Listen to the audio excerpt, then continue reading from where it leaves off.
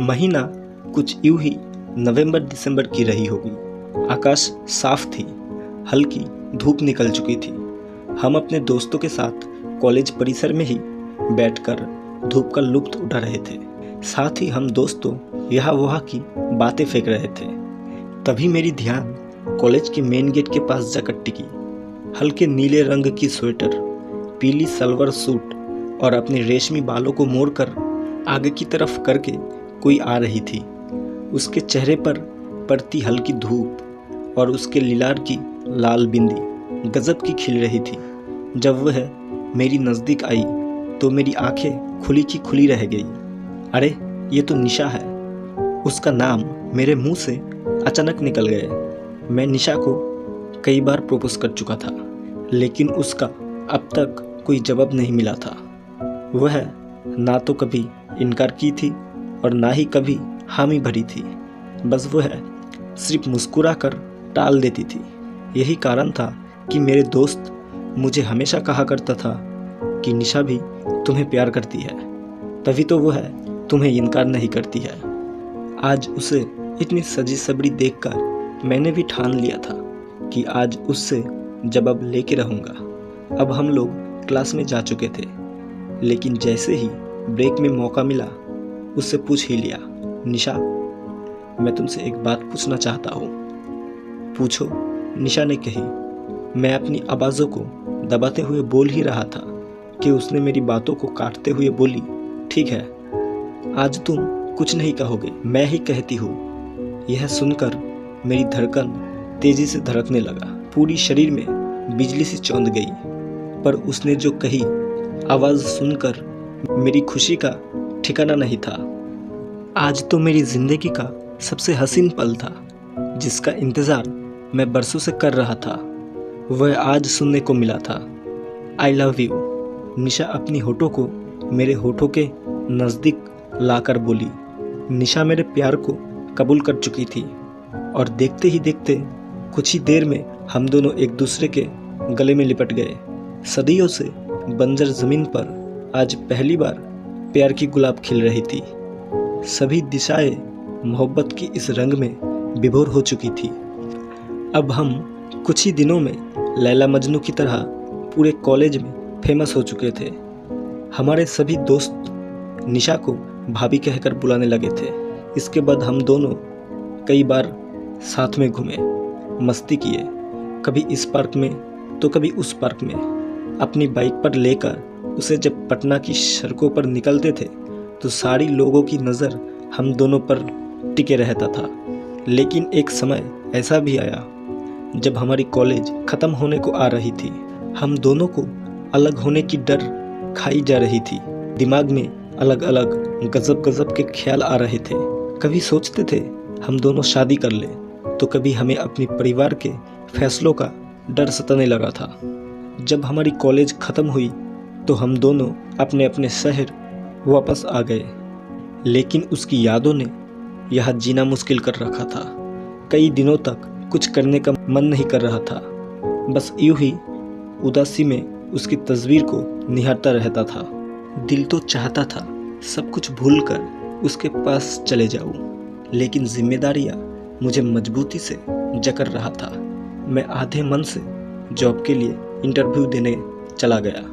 मुझे इस जॉब में कोई इंटरेस्ट नहीं था, मगर फिर भी उस जॉब के लिए चला गया। जैसे नदियों का पानी बिना सोचे समझे समुद्र की तरफ चला जाता है, ठीक मैं भी उसी तरह बिना सोचे समझे चला जा रहा था। अब मैं इंटरव्यू देने के लिए ऑफिस पहुंच चुका था। ऑफिस में कई सारे लोग इंटरव्यू के लिए बैठे थे। मैं भी अपनी बारी का इंतज़ार करने लगा। वहाँ भी निशा की यादें खाई जा रही थी और एक अलग तरह की तन्हाई मारी जा रही थी। जिस तरह सूरज के डूब जाने के बाद सूरजमुखी के फूल मुरझा जाती है, ठीक मेरा भी वैसा ही हाल निशा के जाने के बाद हो चुकी थी। बैठा तो था लोगों के साथ, लेकिन फिर भी यहाँ भी मैं अकेला महसूस कर रहा था। कुछ समय बाद मेरी भी बारी आ चुकी थी। सर, इंटरव्यू के लिए आपको अंदर बुलाया जा रहा है, इस कंपनी के एक कर्मचारी ने मेरे पास आकर बोला।